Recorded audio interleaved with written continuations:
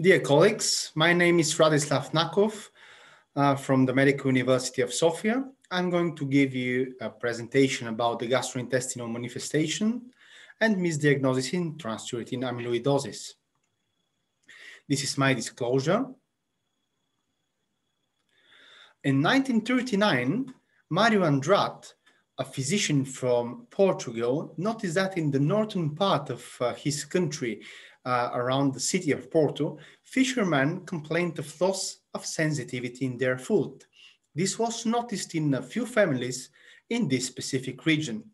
Therefore, he and his colleagues, experts from different specialties, decided that it could be a rare disease, and they described a known rare hereditary disease. This disease happened to be Transthyretin Amyloidosis, which is a rare, systematic, hereditary disease caused by the mutation in the transthyretin gene. TTR is a serum protein that transports thyroxine and retinol, and it is synthesized mainly by the liver. Unfortunately, aging and amyogenic TTR mutation lead to decreased stability of the TTR tetramer, and it makes it more susceptible to dissociation of misfolded monomers. And monomers aggregate into beta fibrils that form extracellular amyloid deposits and lead to degenerative changes in the impaired function of many organs, mainly peripheral nerves, heart, and the gastrointestinal tract. Here you can see the misfolded proteins and the whole process of protein misfolding and amyloid formation.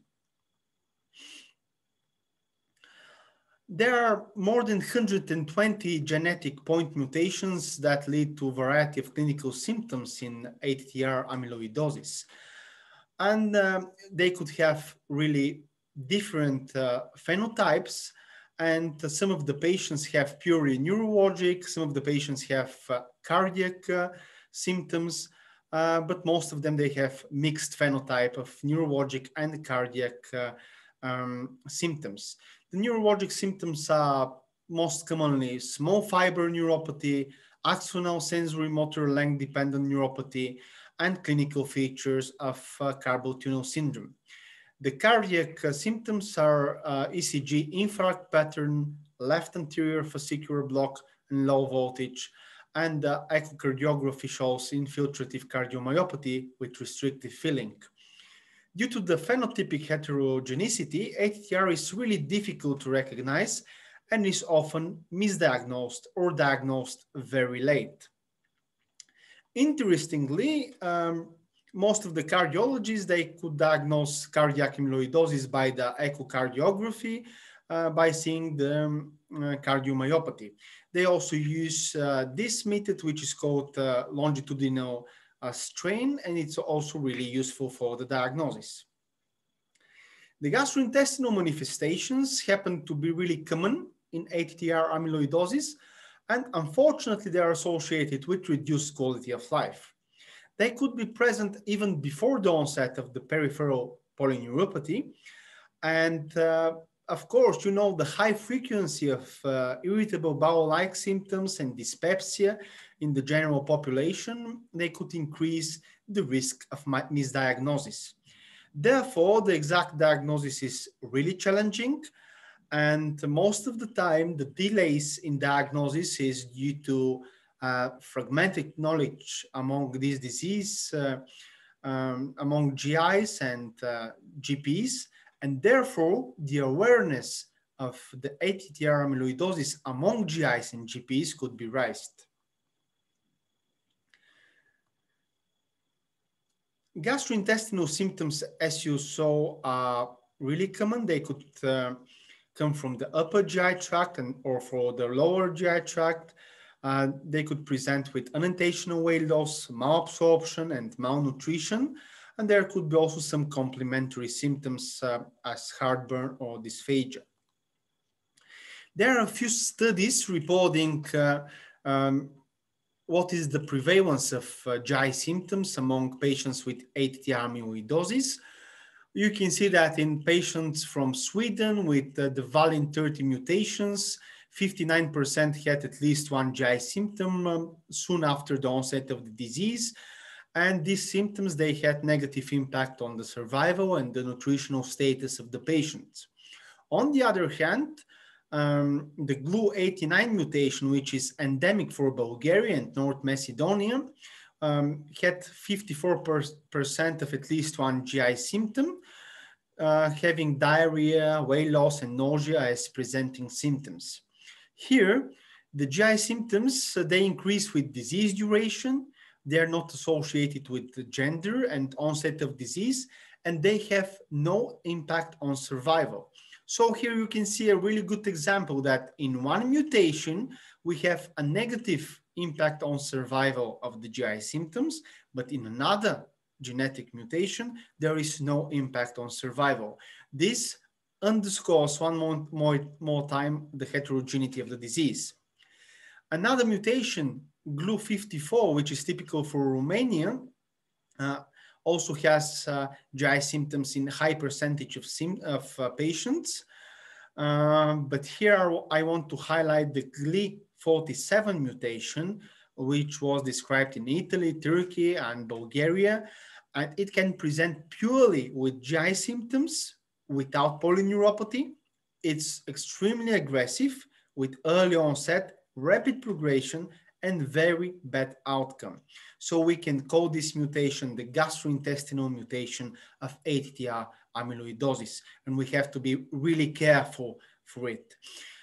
In Rome, a group of neurologists and gastroenterologists reported 82% of at least one GI symptoms of their cohort of patients with ATTR amyloidosis.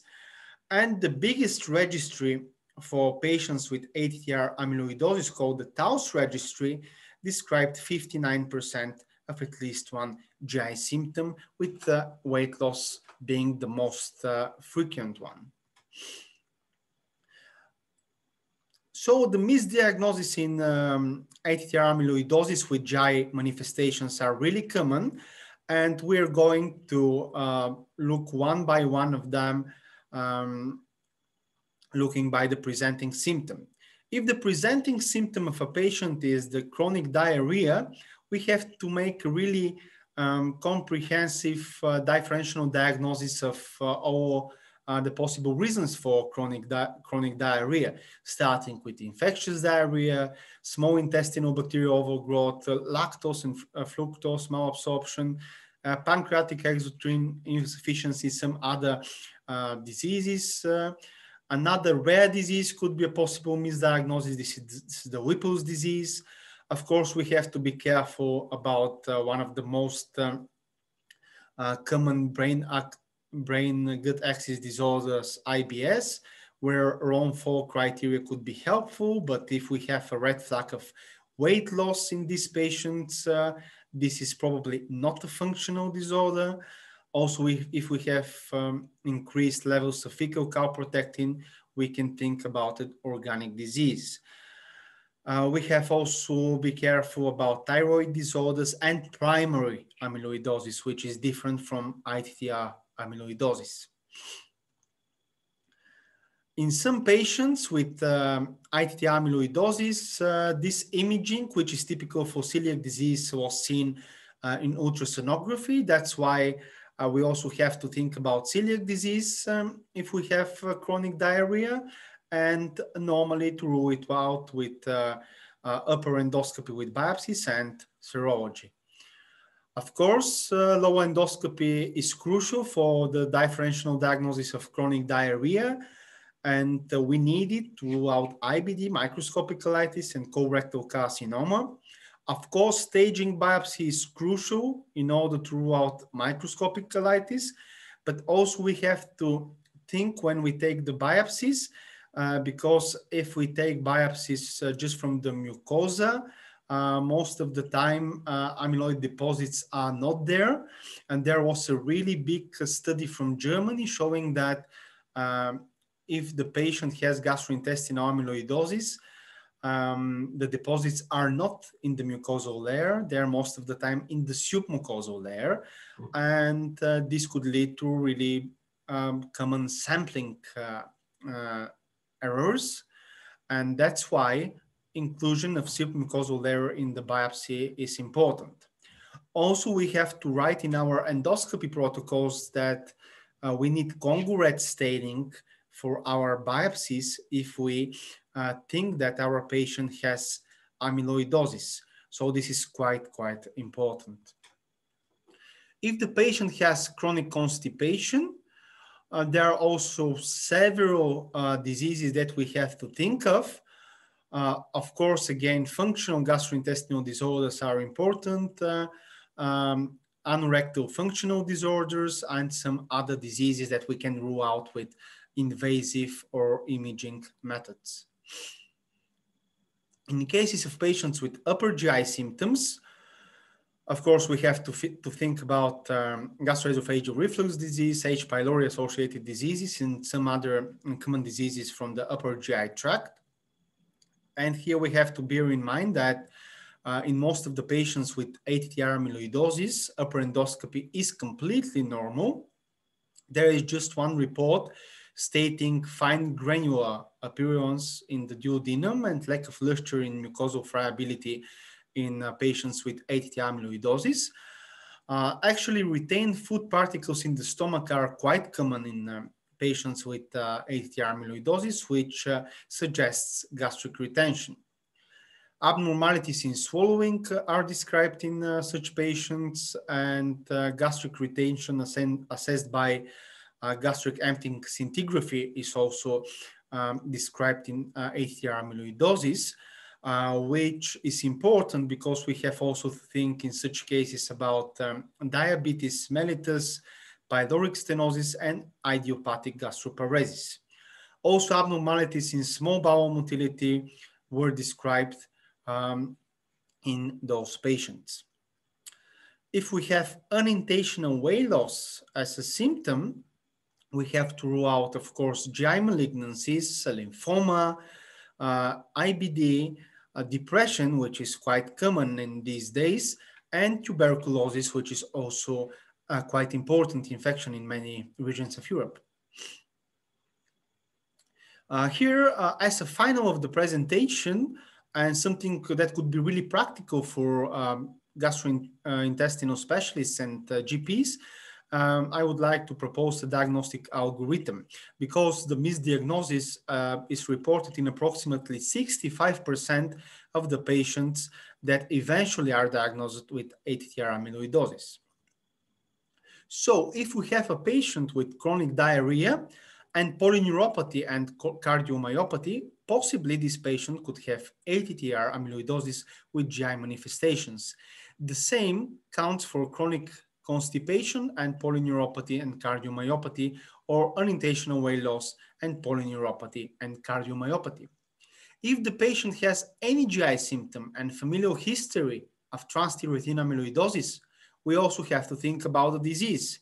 So if any of the above is present, we have to send the patient for a genetic test and or tissue biopsy.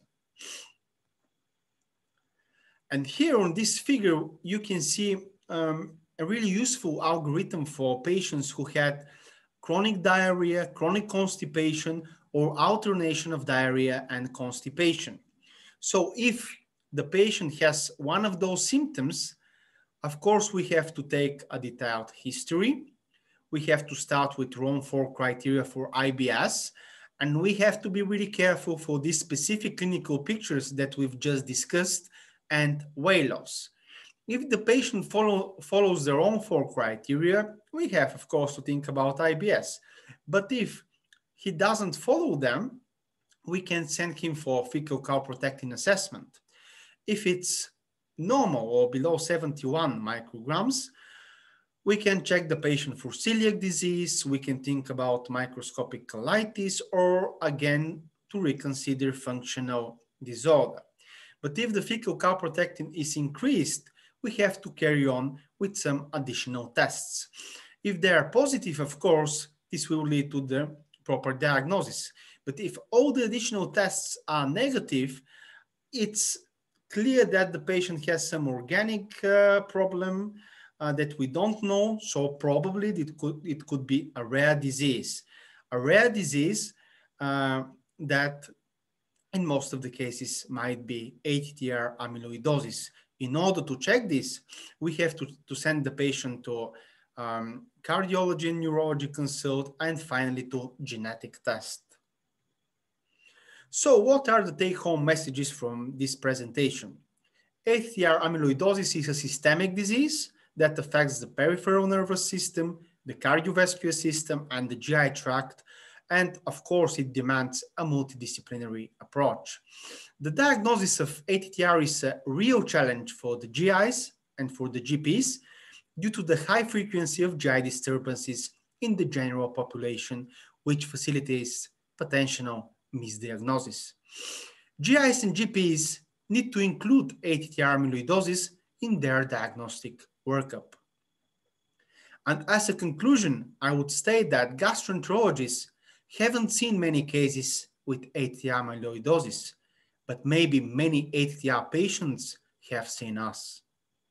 Thank you very much for your attention.